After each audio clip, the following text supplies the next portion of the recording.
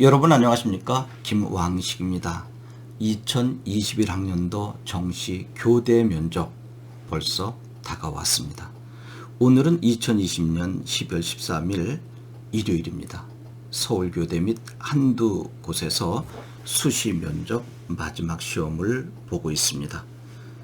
얼마 전부터 정시 면접에 관한 문의가 와서 그러면 수시에서는 어떠한 문제들이 어떻게 출제되었는지 오늘은 여러분들에게 알려주는 시간을 갖도록 하겠습니다. 정시 면접에 참고가 되었으면 좋겠습니다. 먼저 청주교대 살펴보겠습니다.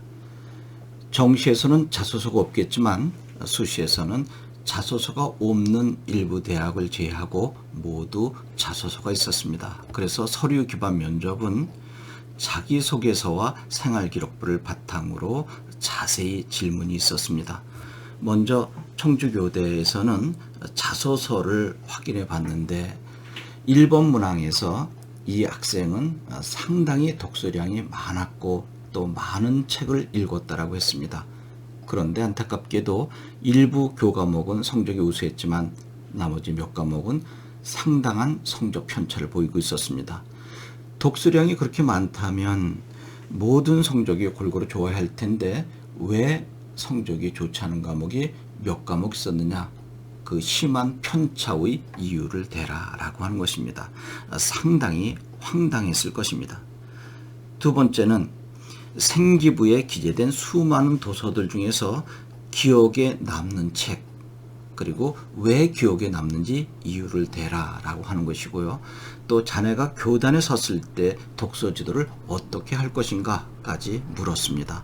상당히 섬세하게 질문했었죠.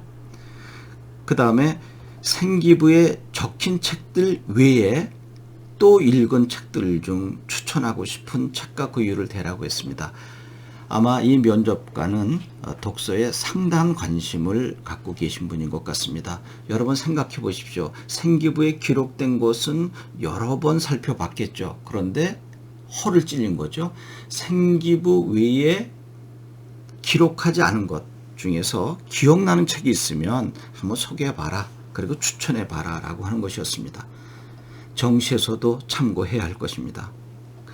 그 다음에 이 학생은 또 동아리 활동을 많이 했는데 교대에 입학하여 어떤 동아리를 만들 것인지 그리고 왜 그 동아리를 만들어야 하는지 이유를 대봐라 라고 하는 것입니다. 그 다음에 여러분 우리가 인문학 특히 철학에서 나는 누구인가를 많이 고민해 봤겠죠.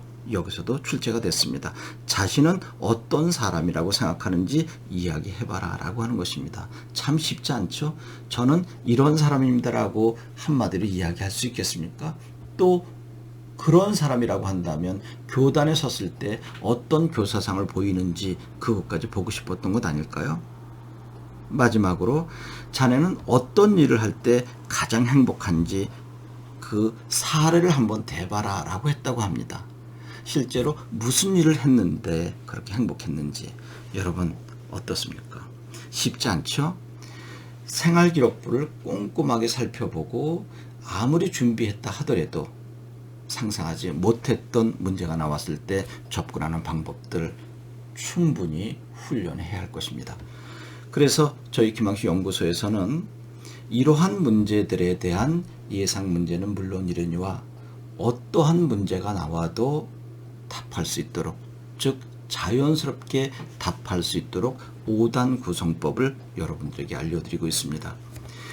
오늘은 시간이 별로 많지 않기 때문에 5단 구성법만 간단하게 소개하고 앞으로는 정시교대 면접 시리즈로 서울교대부터 이화여대 초등교육과까지 쭉 살펴보도록 할 것입니다.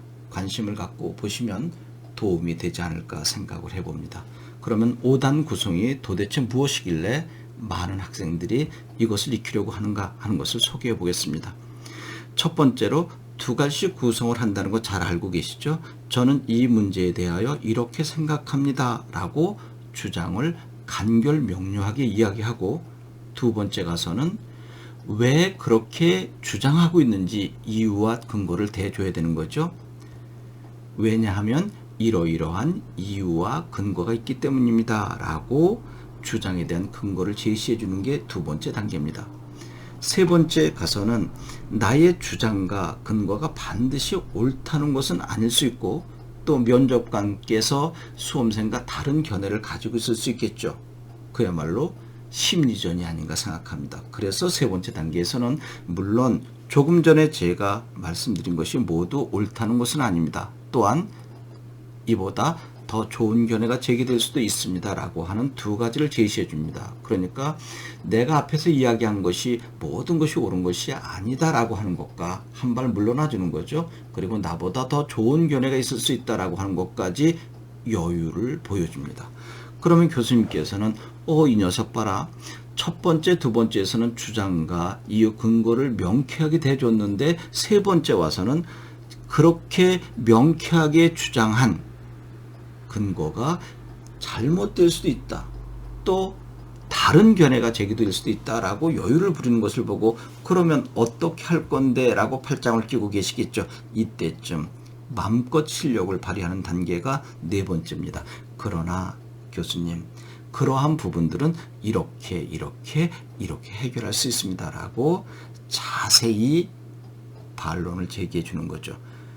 그러면 교수님께서 이 녀석 북치고 장구치네 라고 속으로 미소 짓지 않을까요? 그러면서 여러분 교수님께서 정리가 필요할 때쯤 친절하게 마지막 요약을 해주는 것입니다.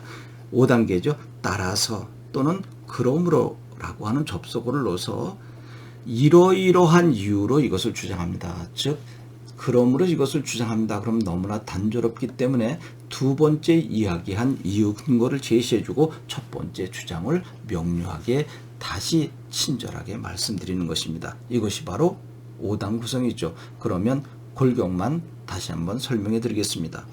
첫 번째, 저는 이 문제에 대하여 이렇게 생각합니다.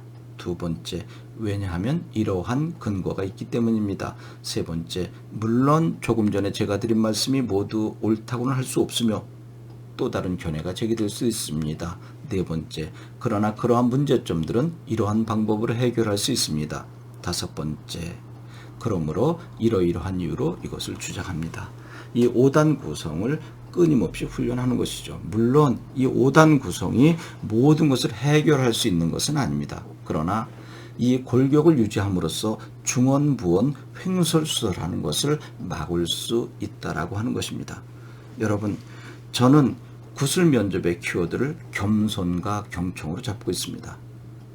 똑똑한 사람, 말 잘하는 사람을 뽑는 것이 아니라 매우 겸손하고 남의 이야기에 귀 기울이지 않은 학생이 필요하겠죠. 왜냐하면 여러분들은 향후 초등교사가 되어야 하기에 학생들의 이야기 또는 동료 교사의 이야기, 더 나아가서 부모님들의 이야기에 귀 기울일 수 있는 경청하는 자세, 더 나아가서 겸손한 사람을 요구하지 않을까요? 그래야 덕망 높은 스승으로 설 수 있기 때문입니다. 제가 부족하지만 여러분들과 함께 정시 준비하는 데 도움이 되었으면 하는 바람으로 이 2021학년도 정시 교대 면접 각 대학 시리즈를 준비하고 있습니다. 여러분 만나 뵈었으면 좋겠습니다. 고맙습니다.